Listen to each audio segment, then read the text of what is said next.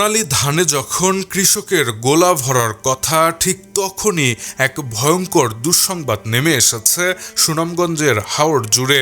প্রকৃতির রোষানলে পড়ে চোখের সামনে হয়তো তলিয়ে যেতে পারে কৃষকের সারা বছরের স্বপ্নের ফসল। কারণ সুনামগঞ্জে এবার ভয়াবহ এক আকস্মিক বন্যার চূড়ান্ত পূর্বাভাস দিয়েছে পানি উন্নয়ন বোর্ড। শুক্রবার দুপুরে পানি উন্নয়ন বোর্ডের নির্বাহী প্রকৌশলী মামুন হাওলাদার স্বাক্ষরিত এক জরুরি ও দাপ্তরিক বিজ্ঞপ্তিতে এই চরম সতর্কবার্তা দেওয়া হয়েছে। বিজ্ঞপ্তিতে জানানো হয়, আগামী 27 এপ্রিল সুনামগঞ্জ এবং এর আশেপাশের অঞ্চলে মাঝারি থেকে ভারী বৃষ্টিপাতের সম্ভাবনা রয়েছে।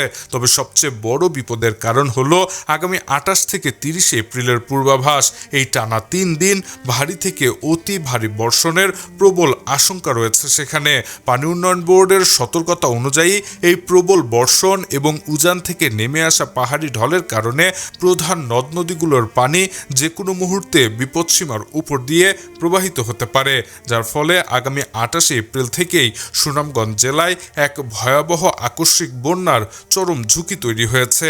এদিকে এই দাপ্তরিক সতর্কবার্তার পর সবচেয়ে বড় বিপাকে পড়েছেন সুনামগঞ্জের হাজারো প্রান্তিক কৃষক। হাওর জুড়ে এখন বোরো ধানের সোনালী সমারোহ। আর মাত্র কয়েকটা দিন পার হলেই এই ফসল ঘরে তোলার কথা ছিল, কিন্তু আকস্মিক বন্যার এই হুমকিতে কৃষকদের এখন রীতিমতো ঘুম হারাম হয়ে গেছে। চোখের সামনে সারা বছরের হাড়ভাঙা খাটুনির ফসল পানিতে তলিয়ে যাওয়ার আশঙ্কায় হাওর জুড়ে এখন চরম দুশ্চিন্তা বিরাজ করছে। ফসলের এই ব্যাপক ক্ষয়ক্ষতির হাত থেকে কৃষকদের বাঁচাতে সরকারের পক্ষ থেকে দেওয়া হয়েছে এক জরুরি নির্দেশনা। দাপ্তরিক ওই বিজ্ঞপ্তিতে বলা হয়েছে, হাওরে যেসব জমির ধান ইতিমধ্যে 80% পেকে গেছে, কোনো ধরনের কালক্ষেপণ না করে সেসব জমির ধান যেন দ্রুততম সময়ের মধ্যে কেটে ফেলা হয়। প্রকৃতির এই চরম বৈরী আচরণের মুখে দাঁড়িয়ে সুনামগঞ্জের কৃষকরা এখন যেন আক্ষরিক অর্থেই সময়ের সাথে এক অসম যুদ্ধে নেমেছেন। এখন দেখার বিষয়, বন্যার সর্বনাশা থাবা থেকে কতটুকু সোনালী স্বপ্ন তারা নিরাপদে ঘরে তুলতে পারেন। Shahriar Alam, EBD news.